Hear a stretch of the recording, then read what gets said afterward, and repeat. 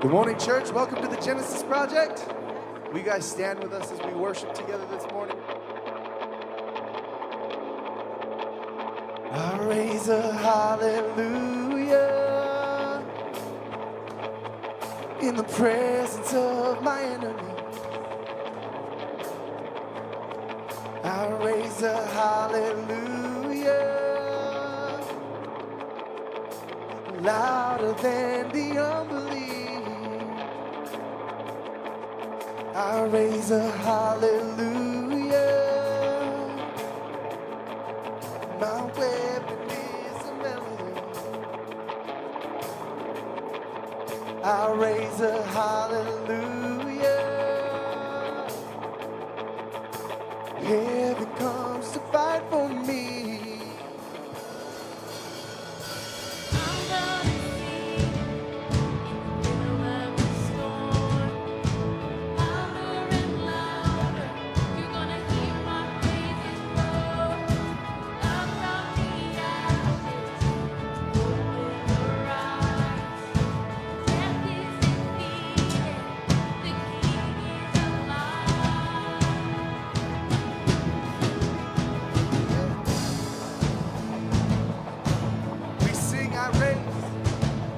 I raise a hallelujah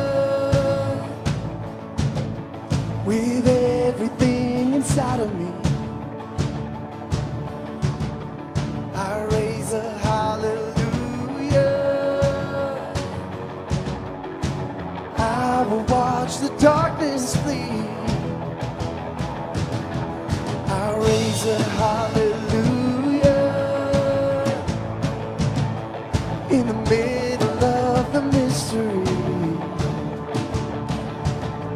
I raise a hallelujah.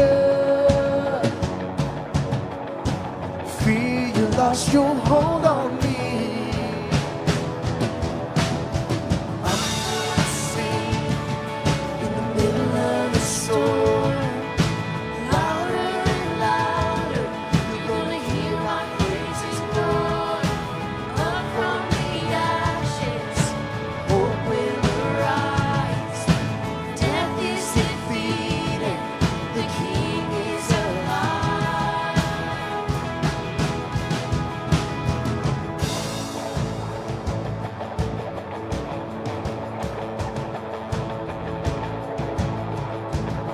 Let's lift it up, church. Sing a little louder.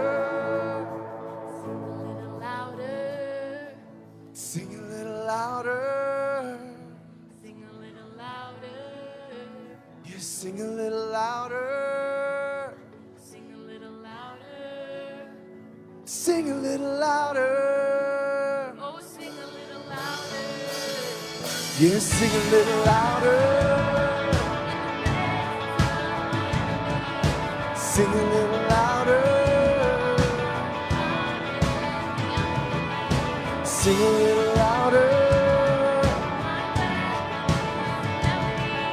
Sing a little louder. Heaven comes to fight for We me. say, sing a little louder.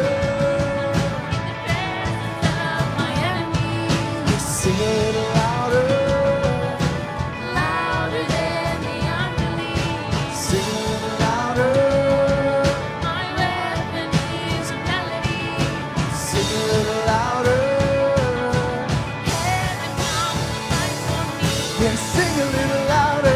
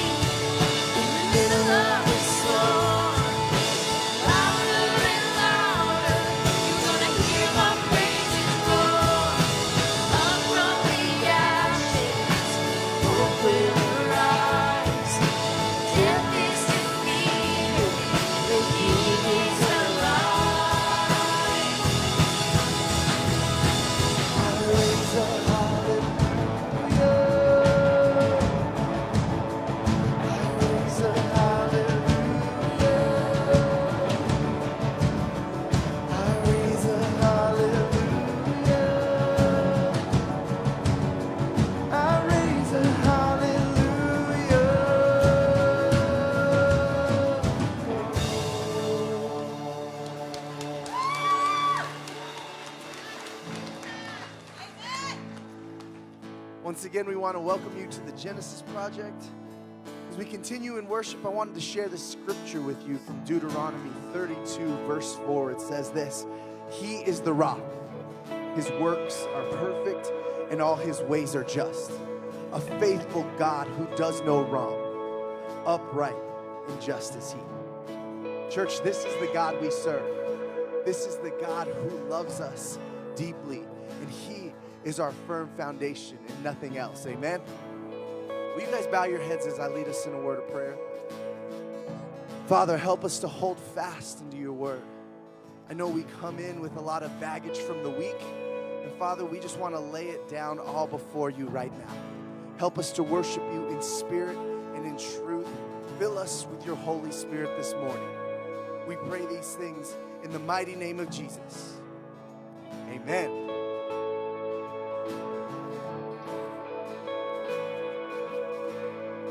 Christ is my firm foundation, the rock on which I stand. When everything around me is shaking, I've never been more glad that I put my faith in Jesus, 'cause he's never let me down. He's faithful through generations. So why would he fail now? He won't. He won't. I still got joy in chaos. I've got peace that makes no sense. So I won't be going under. I'm not held by my own strength, 'cause I built my life on Jesus. 'Cause he's never let me down. He's faithful in every season. So why would he fail now? He won't. He won't.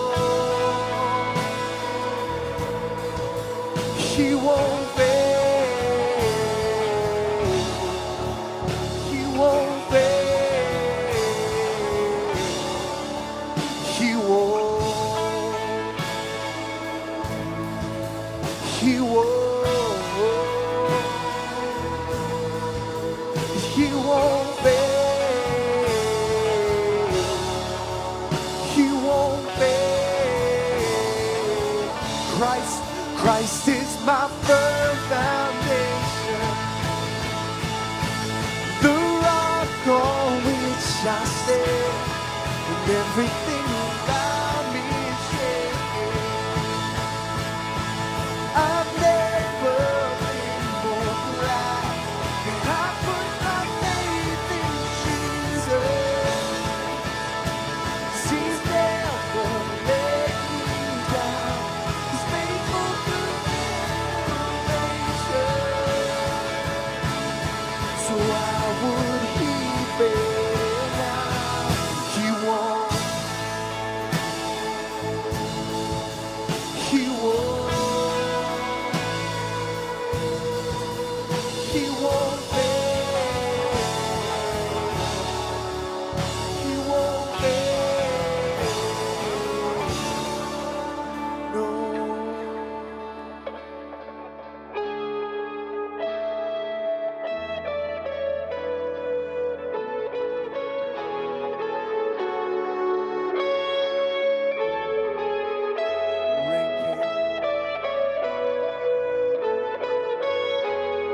Rain came, wind blew, but my house was built on you. And I'm safe. You are gonna make it through. Rain came, wind blew, but my house was built on you. And I'm safe.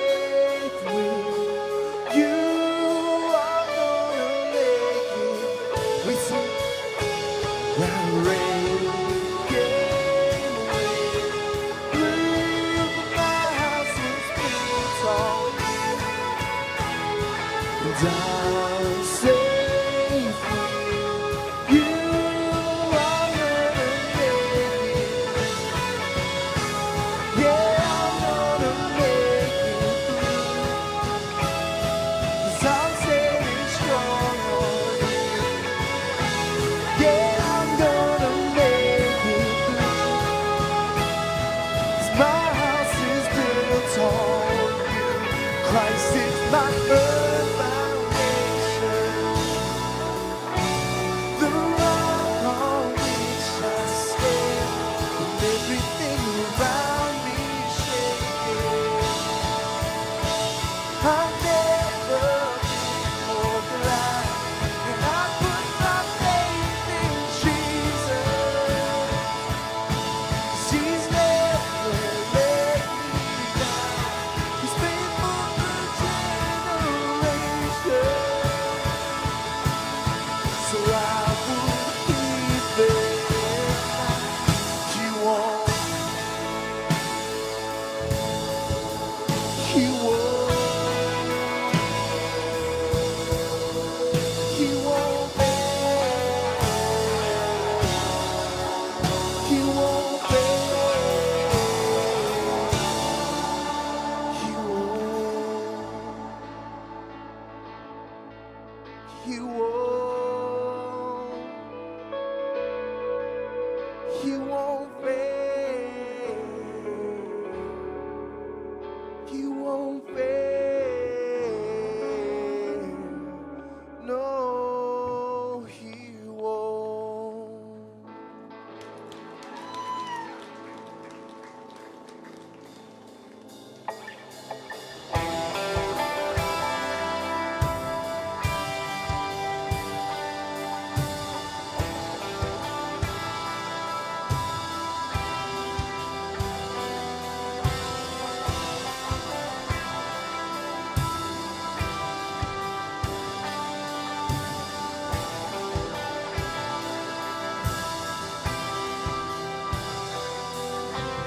Here as we wait, seek your face.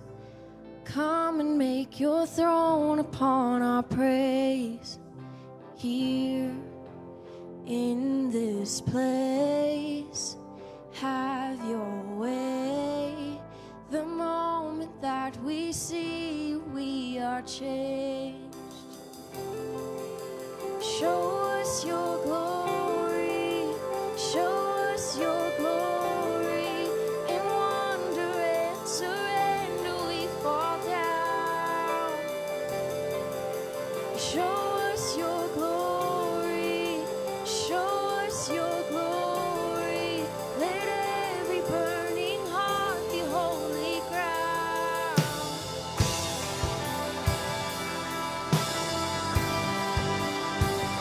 Holy ground.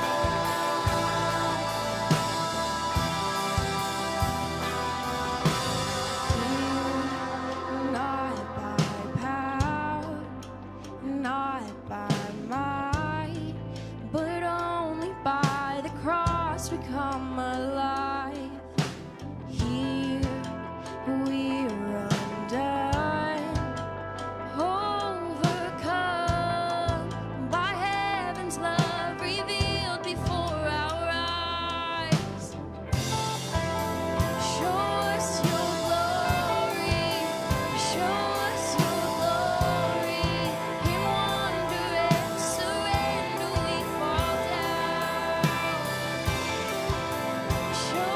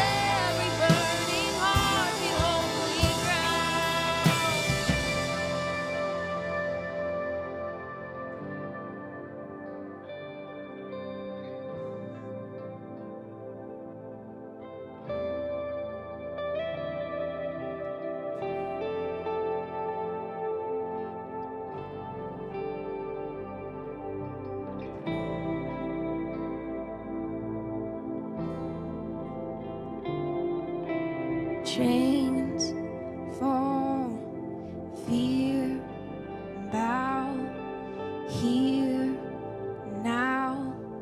Jesus, you change everything.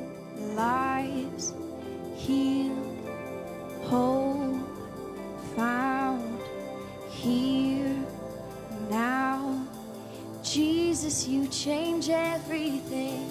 Chains fall, fear bow here now. Jesus, you change everything. Lives healed, whole, found here now. Jesus, you change everything.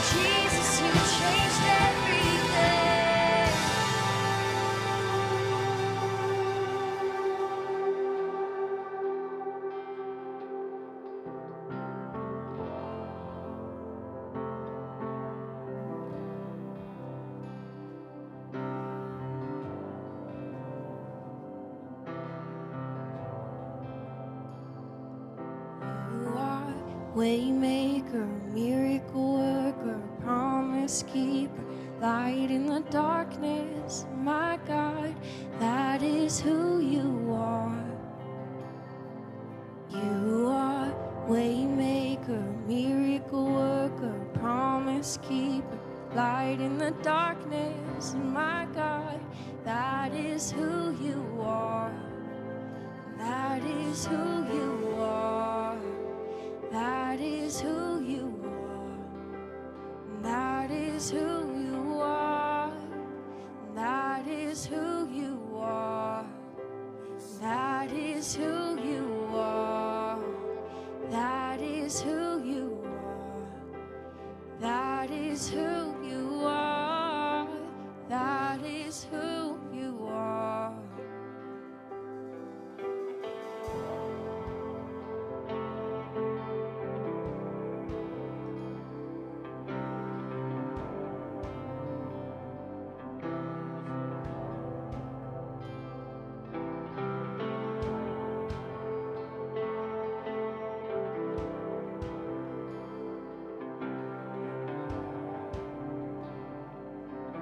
You are here. You are here. Moving in our midst. I worship you. I worship you. You are here. Working in this place. I worship you. I worship you. You are here, moving in our midst. I worship you. I worship you. You are here, working in this place. I worship you. I worship. Together we sing, you are. You are waymaker,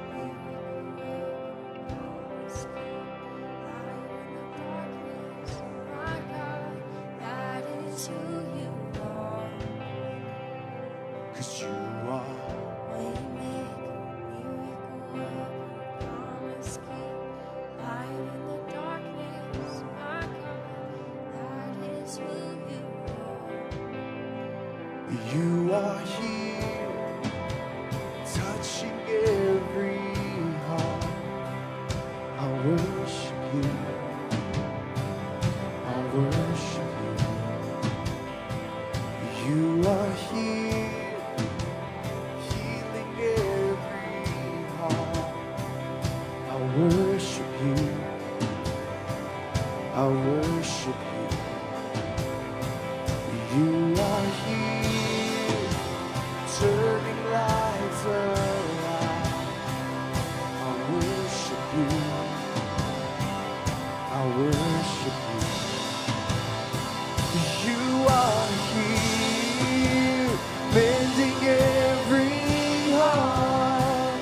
I worship you. I worship you, Lord. You are waymaker, miracle worker, promise keeper, light in the darkness, my God, that is who you are. You are waymaker, miracle worker, promise keeper, light in the darkness, my God, that is who you are. Isn't it? It's who you are. Waymaker, miracle worker, promise keeper, light in the darkness, my God, that is who you are. Yes, you are waymaker, miracle worker, promise keeper, light in the darkness, my God, that is who you are. Yes, that is who you are. That is who you are. That is who you are. That is who you are. Lord, that is who you are. Yes, that is who you are. That is who you are. That is who you are. 'Cause you are waymaker, promise keeper, my God. That is who you Yeah, you are. promise keeper, Light in the darkness. my God, that is who you are. And even when I don't see it, you're working. Even when I don't feel it, you're working. You never stop, you never stop, you never stop. Let's declare that this morning. Even when I don't see it,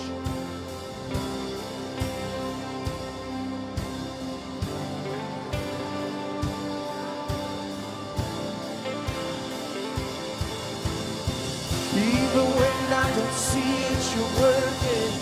Even when I don't feel it, you're working. You never stop, you never stop working. You never stop, you never stop working. Even when I don't see it, you're working. Even when I don't feel it, you're working. You never stop, you never stop working. You never stop. You are waymaker, miracle worker, promise keeper, light in the darkness.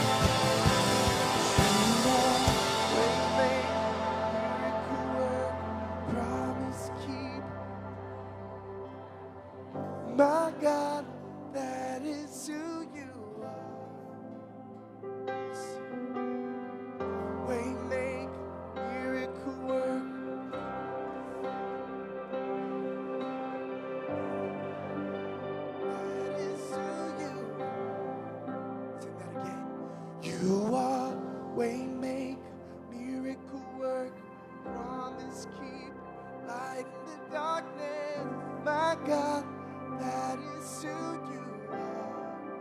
Yeah, you are waymaker, miracle worker, promise keeper, light in the darkness. My God, that is who you are. That is who you are. That is who you are. That is who you are. That is who you are. Lord, that is who you are. That is who you are. That is who you are. That is who you are. Oh.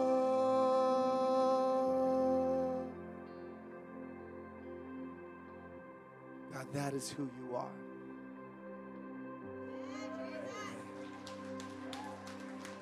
Our way maker, our light in the darkness, our firm foundation. Thank you for your love, your grace, your mercy, and your kindness, God. I pray for our hearts and minds that we are prepared to receive your word this morning. Be with us. We pray these things in your name. Amen. Church, you may be seated.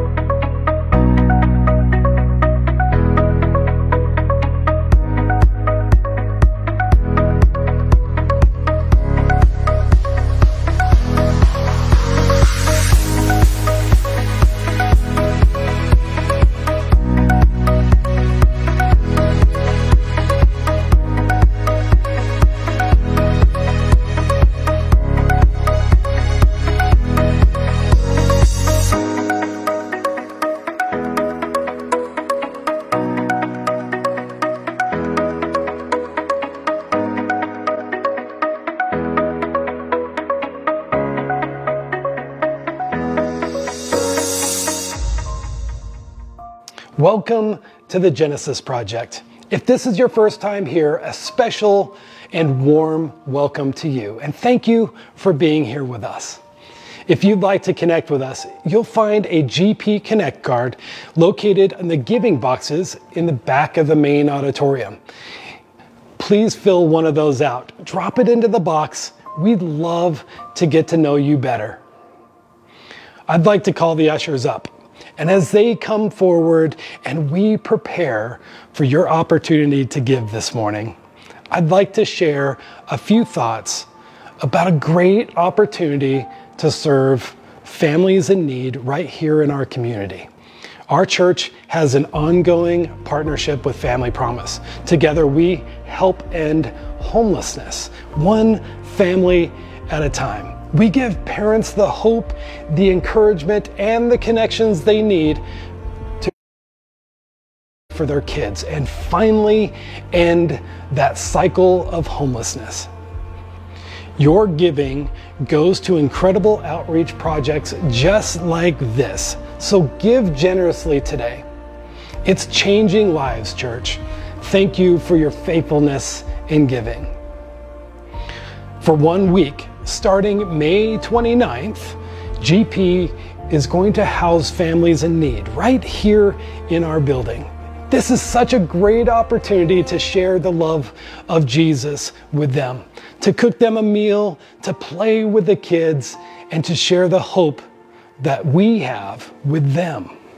Your opportunity to volunteer during the week of May 29th to June 5th, it's only 2 weeks away. Starting today, we have sign-up tables in the back of the main auditorium.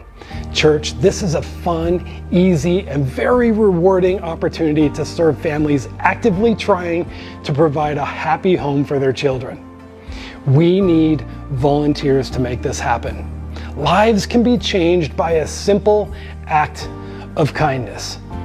Our church is so good at this. Whether you've done this before or have never done it and this is completely out of your comfort zone, make the commitment today. We need you, church. Please go see Damaris or Elizabeth today. You will not regret it. There you have it, GP. Now prepare yourselves as we get ready to dive into God's Word. Today, Pastor Andrew continues our series, Jonah, and has an amazing message on captivated. God bless you, church.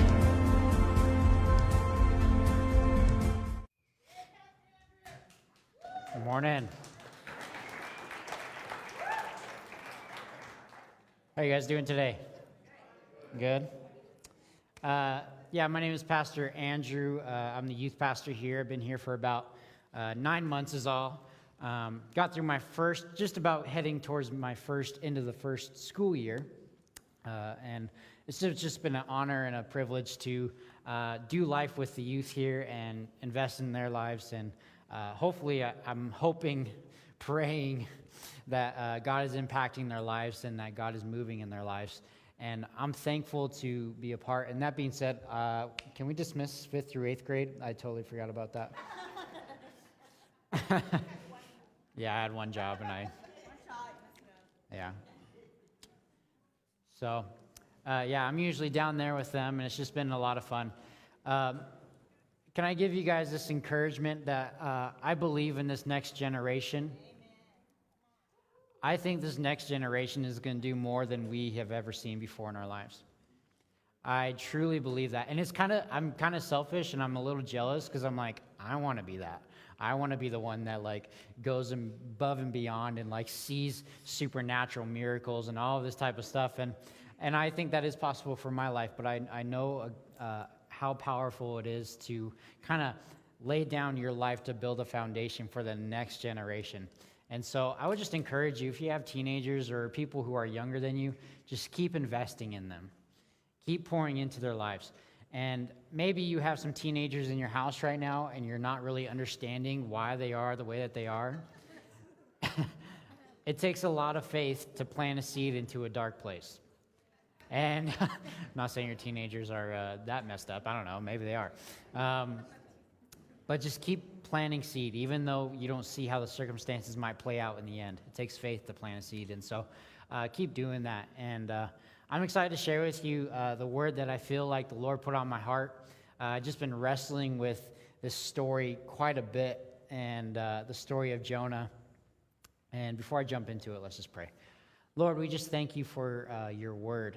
And I just pray that it would just get into our hearts, that you would impact our lives today in a way that's supernatural and profound. In Jesus' name, amen. Would you go ahead and put Proverbs 3 up on the board for me? I want to start here today. If we will get it up on the... Yeah. Trust in the Lord with all your heart and lean not on your own understanding. In all your ways submit to him, and he will make your paths straight. You guys ever heard this verse before? This is a really well-known verse. We love this verse. We like to quote this verse. We're super fond of it. And I think the problem is we don't actually believe it. I don't think we realize how much we depend on our own understanding. The way we perceive things, the way that we think, the way that we see and hear the world, we think often that's the way it is. It is how it is. The way I see it is the way that it is. It is the way that it is. And can I tell you something? Something about a good story. A good story will captivate you, right? A good story will captivate you. The writer of the story typically knows the beginning, middle, and the end. The beginning, middle, and the end. They know it all. They know how it ends. They know the middle parts. They know the parts when it looks dark. They know the parts that are going to be joyful. They know the parts that are going to be difficult. They know the ins and outs of their writing or their story.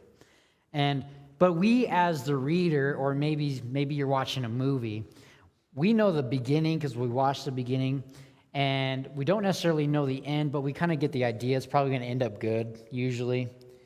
But the middle parts, we're kind of like, I don't understand why that's happening. I don't understand how they are going to get to the place where they need to be, because this middle part looks so messy and so difficult and so beyond I don't see any way for us to get from point A to point B in this story right in the middle. And I've been reading a lot just to kind of prepare myself for this sermon. And can I just tell you something, that God is a really good storyteller? He loves to tell stories. He tells the story of his son. He tells the story. Jesus told parables all the time. Can I tell you that God is writing your story? He has written your story. He knows the ins and outs of your story, where it's going to be, where it's going to go. He knows the beginning, middle, and the end. And I think that maybe if you're a follower of Christ, you kind of know like how it started, and you know the end of the story. Like, it's going to be good. We're going to have perfect peace. I'm going to be a different person. I'm going to be made new. But we're stuck in this middle ground where I don't always understand the way that I'm going. I don't always understand why God, the writer, is taking me this way, because it seems like there could have been a shortcut. It seemed like there could have been an easier way. It seemed like there could have been a different path. And you guys ever felt that about your life? Start asking questions of like, why am I going through this? Why am I here? What is the reason for this season that I'm in? And can I just give you this encouragement for you today? As I've been reading a lot of chapters in Isaiah, and there seems to be a theme, and a lot of it is God keeps saying this thing. He keeps saying, I am the maker of heaven and earth. I am the maker of heaven and earth. I've created all the stars. I know them by name. I know everything. And I wonder why he starts with that, because I think what it says is, I'm beyond your reasoning. You know how much wisdom it takes to create a universe? You ever even try to think about that? It's impossible for you to grasp the totality of what it took to create a universe by the sound of your voice. That sounds beyond me, to be honest with you. You know, it's another interesting fact that I've heard, fact check it, I guess, if I'm wrong, is the ocean's very big, right? Like, we know that. You know that we know only 5% of the ocean? That's, every time I fly by the ocean or fly over it, I'm like, my mind just can't, it's just like, it's beyond me. It's too big, it's too vast. And can I give you this encouragement? The God who formed the beginning and the end and the middle is the same God who formed the universe, is the same God who is lining up your life the way he planned it. He has a reason and a season for everything. He knows what he's doing. He knows what he's doing. And if you don't leave here with very much today, I hope that you can pick up a few things. And the first thing I really want you to get is God knows what he's doing. You may be in a season of, I don't understand why I'm here. I don't understand why God is the way that he is. I don't understand why God has certain things that he likes and he doesn't like. I don't understand why God is directing my path this way. I don't get it. And I've been there plenty of times in my life. And I'm still pretty young. And God has just been faithful through every season. And I think that's the same with Jonah's story, don't you think? We've been talking about it, and if I'll give a quick recap, Jonah is a prophet of God. He's a man of God. He's somebody who is looked up to. He's somebody who God has called. He's somebody who is important to the Israelites. And God says, I want you to go and preach to the Ninevites because their wickedness has come up against me. And Jonah, what does he do? Instead of going the way that God has planned for him, he ran the complete opposite way. Because in Jonah's mind and his understanding, there's no reason why I should ever go preach to the Ninevites. And Matt's been talking about it, how the Ninevites were just like the enemies of Israel. They were violent. They were evil. There were all these type of different things. And in Jonah's mind, the only thing that he could see about them was his own perception of them. And so he took his own understanding over God's understanding. And what he did is he took the story of the Ninevites and he says, I know how it ends. Which, no, he didn't. They're never going to change. They're never going to be different. They're never going to be who God has called them to be. And so he takes his own understanding and he runs the opposite direction. Isn't that pretty much the seed of all rebellion, is thinking that I know best? Anybody have like kids and teenagers? Imagine if your kids lived by only what they understood. Imagine the chaos that would ensue. When we live by only what we understand, it limits us. Because if I can grasp it, or if I can't get my grasp to it, it means I'm going to stop growing.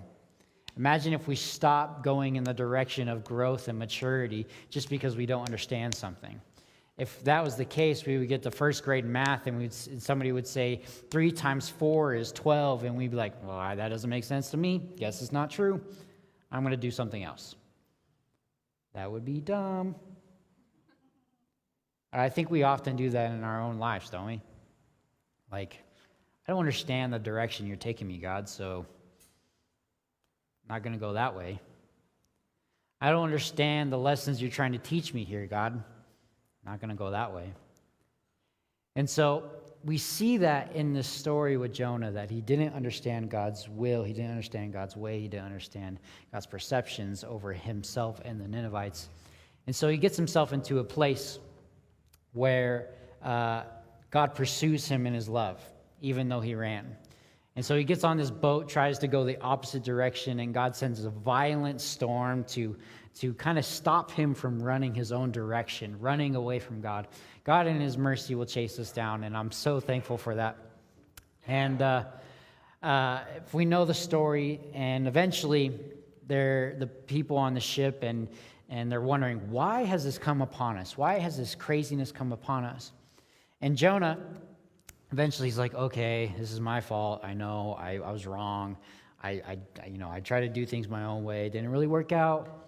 And then it kind of comes to this point in the story where it's like, okay, all right, well, we'll just throw you overboard. Which is like, again, I'm like, okay, like, can they just go back the other direction, God? I don't understand why. I don't understand. Why did Jonah have to go overboard? And then it gets a little bit weirder, because in Jonah 1:17, if you want to pull that up for me, this is where Jonah ends up. They throw him overboard, and then it says, now the Lord provided a huge fish to swallow Jonah, and Jonah was in the belly of the fish for 3 days and 3 nights. Whoa, what? Why? Why a fish? Why not just let them, once Jonah recognizes that he's wrong, maybe he should have not done this, maybe he should have gone the other way, why not just row your boat back to where you should go? I don't understand. Bingo. We'll get there, though. You're good. Why the fish? Because if you think about the fish practically, I imagine it's very uncomfortable. 3 days, 3 nights, and a fish. Probably smelled bad, probably toxic, probably just horrible. It's dark, probably really quiet, probably feels like silent. Maybe it's lonely. Maybe it feels long for 3 days. 3 days of suffering is a long time. 3 days of being in the dark is a long time. Maybe you guys have felt that in your own life. You're wondering why you're in a season that is dark, lonely, uncomfortable, smells bad. Why am I here? God, you have planned for my life to take me from this place into this new season of life. You have a plan to take me from my old self to my new self. You are supposed to be the one who delivers me from who I was and to who I'm supposed to be. And I want it to be a straight line, but it's not always a straight line. God in his wisdom knows what he's doing when he takes you through things that don't make sense, things that go beyond your understanding. He knows what he's doing. And I feel like many of you, and myself included, have been through seasons where we have felt captive to seasons where it feels like we're in the fish, where it's dark, quiet, lonely. Maybe you feel forgotten. Anybody else been there? Just me? No? Yeah? Maybe you're in a season right now, and you're wondering, how long am I going to be in this dark season where I can't see God's activity, where it feels like I can't hear God's activity, where it feels like I don't know why I'm here?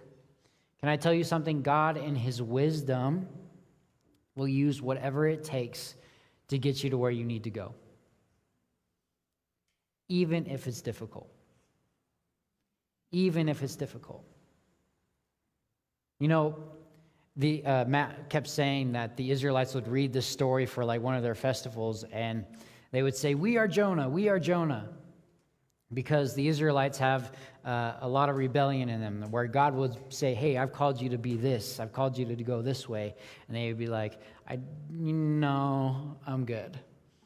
And then they would give themselves over to other gods. And these other gods weren't just like other casual gods. These were gods that were like saying, "Hey, sacrifice your baby on an altar." Like, it was messy and it was dark. And what God would do is he would eventually say, "Hey, like, this is not what I had planned for you, but I have a way of getting you out." And the way that he would get them out is not how we would expect. He would often allow them to go into captivity of another nation.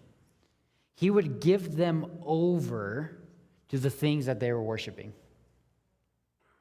He would give them over to the things that they were looking to. And captivity was not comfortable for the Israelites very often.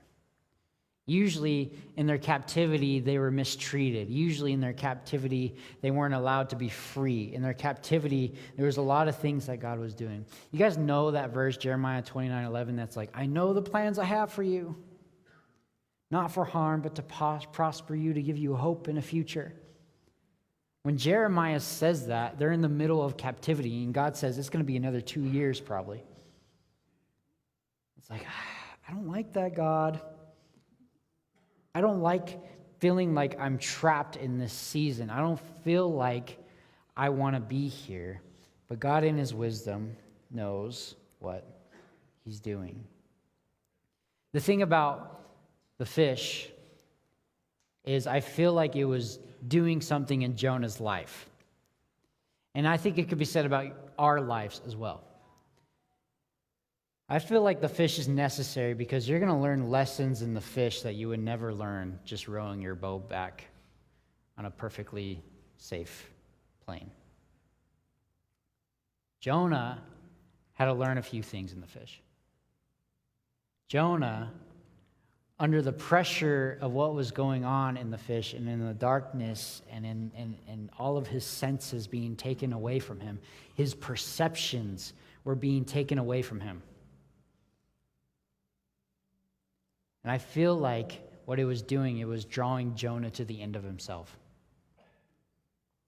You guys ever felt in a season where it feels like, I'm at the end of my rope. I'm at the end of myself. I'm at the end of my own knowledge. I'm at the end of my own strength. I'm at the end of my own wisdom. I'm at the end of my own goodness. I'm in a place where I'm not sure if I know how to get myself out of here. Anybody else felt that way? Can I tell you something that's a good place to be?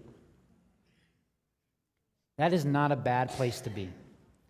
And here's what I want you to know as you're going through this season, or maybe you've been going through this season where you're not sure how you're going to get out, you're not sure how to push through, you're not sure of any of it. Satan loves to take those seasons in your life and tell you that that is the end of your story. That your story ends there. Your story doesn't go on. Your story is done for. Maybe you're captive to your own lusts. Maybe you're captive to your own mind. You're captive to your own understanding. You're captive to, alcohol. Should I just go down the list? No, I won't do that. Maybe you feel captive to it. And the enemy has been whispering in your ear, this is all that you are. This is all you will ever be. This is where your story ends. Captive. A slave. Drenched in darkness. But you know the enemy has a blind spot? And his blind spot is his own pride and arrogance. He is so prideful that when he thinks that he's winning, he thinks that he's doing his best to crush you under the weight of what you're in. What he's actually doing is he thinks he's winning, but in the end, he's actually just drawing you to the end of yourself. And that's the exact place where God wants you. Because God has a thing about his glory where he's not going to share it with anybody else.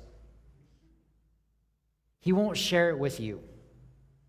He's not going to say, yeah, you can be half of your Savior and I'll be the other half. That's not how it works. When you are drawn to the end of your rope, I can tell you that's exactly where God wants you to be, because you might just get desperate enough to not trust in your own understanding, but to trust in the Lord with all your heart. And you say, God, I can't do this anymore. I'm giving it all to you. I'm giving my addiction to you. I'm giving my pain to you. I'm giving my darkness to you. Can I tell you something? That repentance is not just like I'm going to feel bad about what I did. Repentance is just saying that I'm turning away from the things that I have been, the person who I was, and I'm giving that all to you, because I can't do this life on my own. Amen. I've been there. I've been there so many times. The fish was necessary to draw Jonah to the end of himself. The end of himself. And I don't know about you, I don't want to be bound, held captive by what I know about a situation. If God is limited in my mind by what I think he can do, what a boring existence. What a boring life. I don't know about you, I want to see things that blow my mind. I want to see miracles. I want to see things that I've never seen before. And I can tell you something, I'm not going to get there if I just keep living by what I think and what I understand.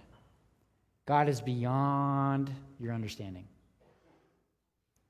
It's not that you can't learn his ways and those type of things, but God is bigger than you. He's bigger than you. I just want to share with you a few things in my own life where I was going through seasons that I didn't understand. I was going through seasons that were difficult. I was going through seasons that were dark, quiet, lonely, and those type of things. And one is obviously when I first came to Christ, is I was so, I can't even tell you, so bound by my own lust. So bound by my own pride. Bound by my own arrogance. Bound by my own insecurity. Bound. I lived my life that way, and it didn't appear that way on the outside necessarily. But on the inside, I was a slave to it. I sought the validation of my friends around me constantly. And when they weren't around, I felt there was something wrong with me. There's something going wrong with me. And eventually, my decisions led me down to a place where I didn't want to be. A dark, lonely place in my soul. And in my desperation, I got so sick of being this way. Can I tell you something? It's not bad to be sick of necessarily being that way. I'm not saying hate yourself. I'm not saying you don't love yourself. What I'm saying is it's okay to put off the things that aren't supposed to be you. They weren't supposed to be there in the first place. And I was at the end of my rope, heartbroken, bound. And at 17 years old, I just cried out to God. I said, God, if you're there, I need you to say something. I need you to please, just something. And in that moment, he said, my grace is enough for you. You can come home. And that moment changed my life because it was in a moment of desperation. And I imagine most of you, if you're in Christ or if you know Christ, it's because you were at your lowest, darkest point. Anybody relate to that? Why do you think God does that? So you can know you can't save yourself. He's your Savior. He is your Savior, not me, not my actions, not the way that I think. It cannot save me. I can't think myself way into salvation. I can't. It's impossible. Another time in my life was, there's a few, and I was a pastor in North Dakota for 2 years, and I went there right out of college, so I was 22 years old, and I went from being in college in the dorms with my friends constantly, all the time, just having a blast, like such great community. And then I went to North Dakota, and I lived in a town of 90 people, maybe. I never saw more than probably 30. It was insane. It's like going to a different country. And so I go there, and I'm pastoring, and I'm loving what I'm doing. But even though I'm loving what I'm doing, there's something that's dying in me there. And because the people that were there were kind of older farmer folks and ranchers or their kids. There was no one my age there. There was no one to go hang out with, shoot the breeze, yada, yada, yada, yada, yada. None of that. And so I spent a lot of nights incredibly lonely. I'm just being honest. Incredibly lonely. Wondering why. God, why am I here? Why am I by myself? And as I looked through that season, I didn't understand it then, but as I got through it, I understood later. Something had to die in me. And it was the thought that I was alone in this world. Even if no one was around me, I had to know that God was with me. Even no one was there necessarily, my age or who I thought should have been there, God was with me. I had to learn that lesson, but the part of me had to die. I couldn't carry my loneliness into my next season. I had to learn how to be content with myself. And I'm telling you, I'm more free than I've ever been because I went through that season that I never would have learned if I would just had my friends around me all the time. Never would have learned it. Another few times in Glenfield, North Dakota, I was, doing just ministry, but I made some like foolish decisions. You know, you guys ever just made bad decisions and you're like, why did I do that? That was so dumb. And I've made these decisions kind of just over and over again, and it felt like a theme, and I was like, okay, how do God, I don't want to be this way. I don't want to be this way. What I felt like the Lord spoke to me as I was praying in my parsonage by myself is he says, and I just felt the pressure of God's hand on me, and he says, Andrew, he cannot come with. Talking about who I was, the foolish kid. Some of you, I'll just say it, because Proverbs says it all the time, probably foolish. And you're probably making bad decisions sometimes. And you're bound by your bad decisions. I'm not trying to be rude, but it's most of us. And God was saying, where I'm taking you, he, talking about my old self, cannot come with. He needs to die here. He has to die here so you can go forward into the new life. And the picture he gave to me in that time was like a snake in the snake skin, right? When a snake begins to grow, it begins to shed its old skin. How stupid would it look if the snake tried to carry its old dead skin with him as he went forward? My loneliness, my foolishness had to die. Another time is 2 years later, I got married, and we moved to Helena, Montana.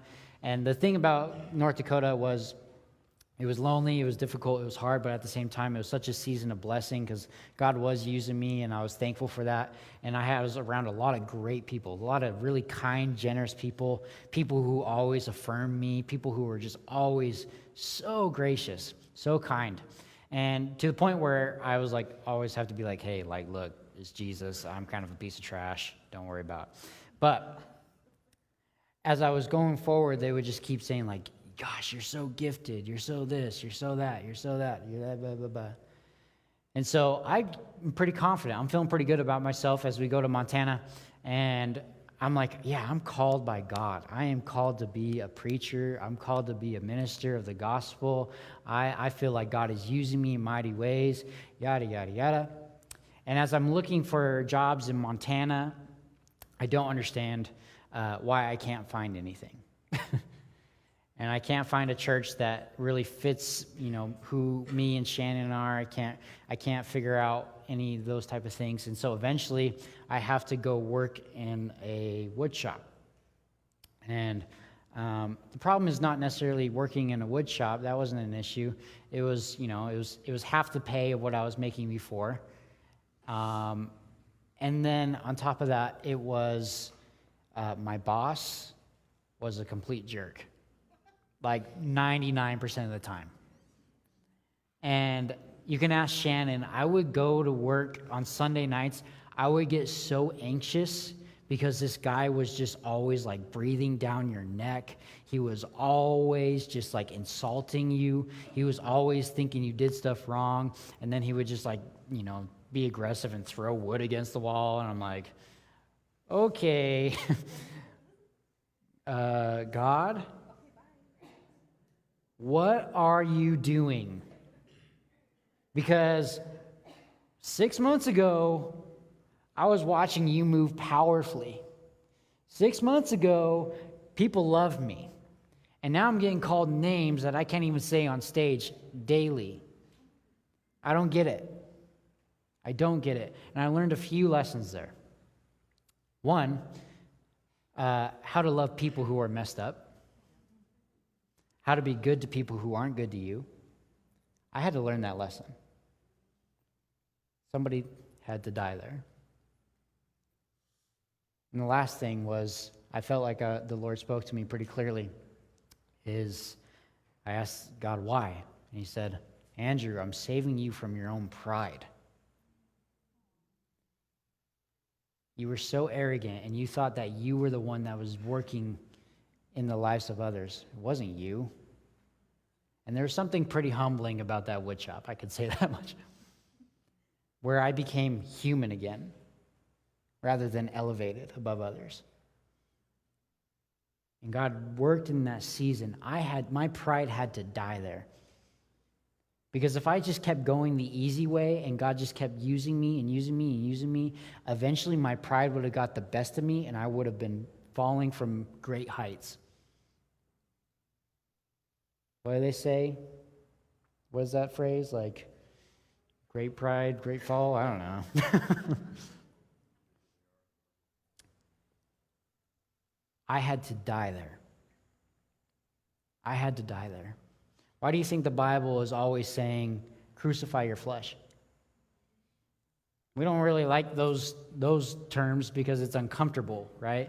Like, I don't like that. Why is the only way to find progress is to leave who I was behind, and not just leave it behind, die? Because the moment you keep dragging it along, it's not just going to be a small problem. That small problem is just going to grow back. There's a story in the Bible how Jesus was saying there was a demon who was cast out of a home. And the demon went to go find refuge in the desert. And he couldn't find anywhere. So he thought to himself, all right, I'll just go back to where I was. And so he came back with 7 more demons, far more evil than he was. And he saw the house swept up, looking good. But the demons came back 7 times stronger and destroyed it. It has to die. It has to die. who you were has to die. Right now I'm going through a season, and I promise I'm closing up here soon. I'm going through a season where I don't really feel God a lot. I don't really feel what he's doing. I don't really feel to know exactly what my next step is. I don't always feel God's love over my life. I don't always feel God's joy. I don't always feel his hand on me. I don't always feel his anointing on my life. I don't always feel things. And again, I was asking God, why? Why am I not feeling you? Why am I not feeling your love for me right now? Why am I not feeling your power? Why am I not feeling these things in my life? I just tell you something has to die. My need for emotions. My need for emotions to know that God is good. My need for the emotions to know that God loves me. Emotions aren't bad. I'm not saying they're bad, but they can't be the guiding force in your life. What faith does it take if you are constantly feeling, hearing, seeing, know exactly where you're going? That's not faith. Faith is believing in the unseen. We have to be people of faith, not by sight.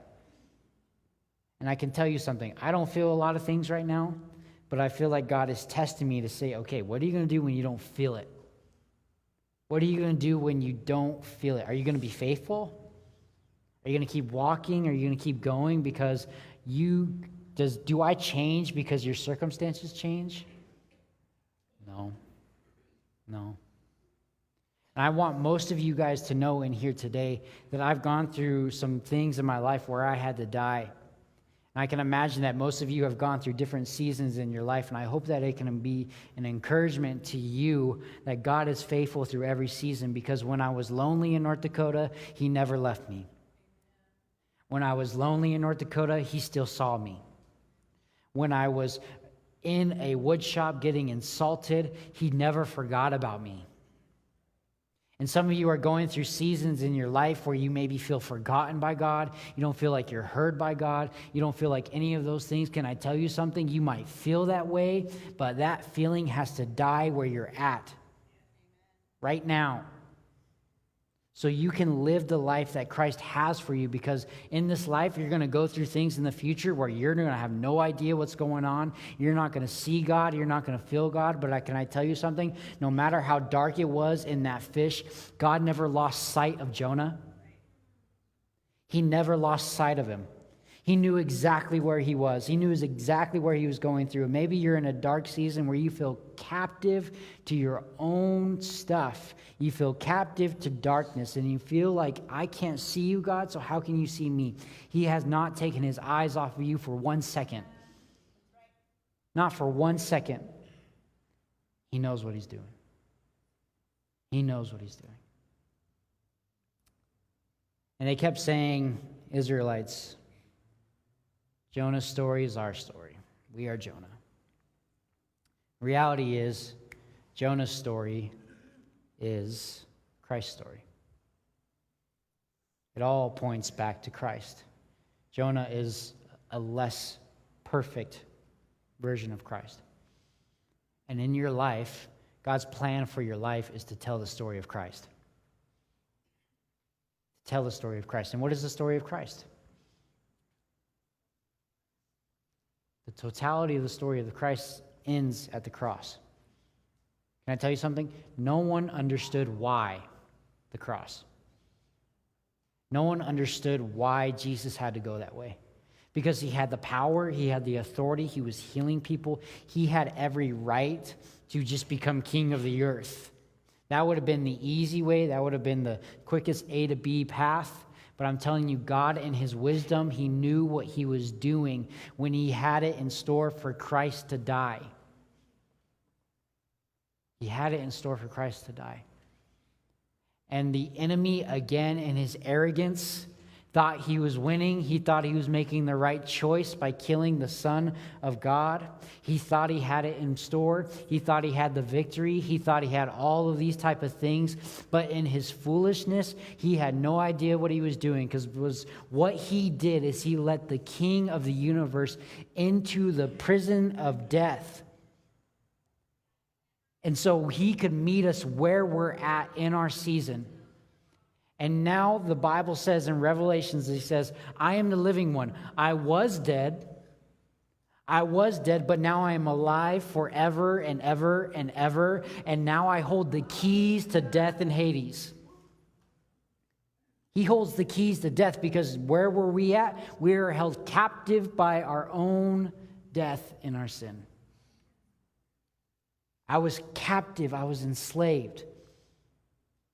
But when Christ died, it wasn't just him who died that day. It wasn't just him who died that day. He carried you and me up to that cross. And not just the Son of God died that day. Who you were died that day. Your shame died that day. Your sin died that day.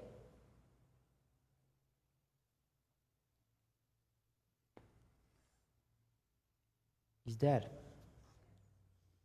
She's dead. Let him go. And there's something about the cross that's just so profound. Why the cross, God? Why didn't you just ride in on victory? Why didn't you just take it by force? Can I tell you something? If God would have just taken, the world by force, by his power and his might, you wouldn't know what it would have never done. It never would have shown us the depths of God's love for us. Never. If God just became king, if he went just from, the royal line straight to the top, never would have shown us how much God loves us. And so there's one way to the cross. And a lot of people don't always understand God's way. And his way is Jesus. I am the way, the truth, and life. You can't come to the Father by your effort, by your hard work, by your own good deeds. You can't come to him with anything except through the cross. You can't. The people on the ship tried to row back against the violent storm, and they weren't getting anywhere. But as soon as Jonah jumped in, said, okay, my life's not my own anymore, that's when the sea calmed. There's only one place where heaven and earth meet, and it's the cross of Calvary. Because at the cross of Calvary, we see the ugliness of our sin. I'm not here to shame you. But it's okay, because we're all there, aren't we? The ugliness of our sin crucified God. Bloody, messy, ugly. But on that cross, I don't just see my sin, I see the love of God. I see the love of God. I see the love of God. And under the weight of the love of God, who I was dies. My shame dies under his love. Perfect love casts out all fear. You think you can just come to God with your own intellect? No. You look at the one he chose, the way he chose, and it was his son bleeding out on a cross on your behalf and my behalf. Look to him. Look at his love. Be captivated by his love. Don't take your eyes off of it, because it's just so profound, and it's just so wide, and it's so vast, and it's so big, it's so supernatural. It's God, why would you endure the cross on my behalf? Why would you stay up there? Why? I don't understand.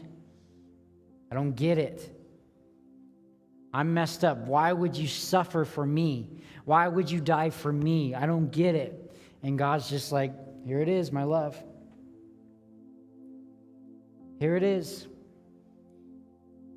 Can I tell you something? Don't live by what you understand or what you think about yourself, because God has spoken a word over you when he died on the cross. You feel bad about your stuff. You feel shame about your stuff. God loves you. You feel like you messed up too bad. You feel like you're too broken. You feel like you're too messy. God loves you. You feel like you made too many mistakes. God loves you. God, but I don't understand. I love you. And it surpasses knowledge. I'll leave you with this verse, and it's Ephesians either 3 or 4. 3. It says, may you have the power together with all the Lord's holy people to grasp how wide, long, and how high and deep is the love of Christ, and to know this love that surpasses knowledge, that you may be filled with the measure of all the fullness of God. My hope for you today is that you would be filled with the love of God that surpasses all knowledge. And you can trust God even though you don't understand the darkness that you're in right now. He's working it out for your good. He's shaping you. He's molding you. And another thing I've been reading right after in Isaiah is he said, I'm the creator of the heavens and the earth. And just like a potter or clay in the potter's hands, I'm shaping you and folding you, and I know what I'm doing. How foolish would it be for the clay to say to the potter, what are you doing? How many of us go to God and say, what are you doing? I don't understand, but I know he loves me. And he has the best purpose and the best plan in mind. And when Jonah got delivered, it set him up for Nineveh. Because God's heart is not just for you. God's heart has not changed for you no matter your circumstances. God's heart is the same for you, and it's also the same for the people in Nineveh, the same for the people who are out there in the world. And you may have said that their story is finished. God's love is for them. And can I leave you with this today? Your story doesn't have to end how it started. It doesn't have to end how it started. Your last mistake doesn't have to be the end. Because you and I, we know the end of the story 3 days later, right? 3 days later, after the silence, after the darkness, after the abuse, 3 days later, he won victory over the grave. That's the good news. I don't know how else to put it. That's the gospel, man. And no matter what I'm going through, God loves me. God loves me. So would you guys bow your head with me? As we get ready to close, actually, would you guys stand? You know, get your legs loose, you know.